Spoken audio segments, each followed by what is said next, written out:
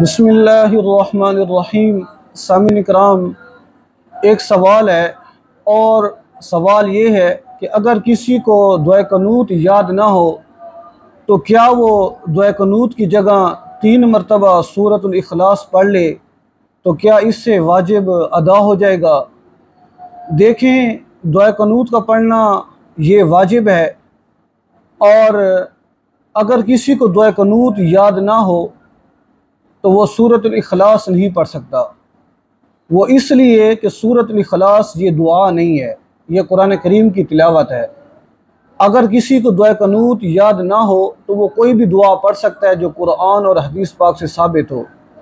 अगर किसी को दुआ कनूत याद ना हो तो वो ये दुआ भी पढ़ सकता है, रब्बना आतिना फिद दुनिया हसनतम व फिल आखिरति हसनतम व क़िना अज़ाबन्नार। अगर ये दुआ याद नहीं है तो ये पढ़ ले, रब्बि ग़फ़िर वरहम व अंत खैरुर राहिमीन। अगर ये भी किसी को याद नहीं तो ये पढ़ ले, अल्लाहुम्मा ग़फ़िरली। अगर ये भी याद नहीं है तो वो ये भी दुआ पढ़ सकता है, रब्बि जअलनी मुक़ीमस्सलाति व मिन ज़ुर्रिय्यति रब्बना व तक़ब्बल दुआ रब्बना ग़फ़िरली व लिवालिदैया व लिलमुमिनीना यौम यक़ूमुल हिसाब।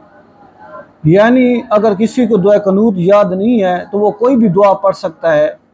हाँ, सूरतुल इखलास नहीं पढ़ सकता दुआ कनूत की जगह।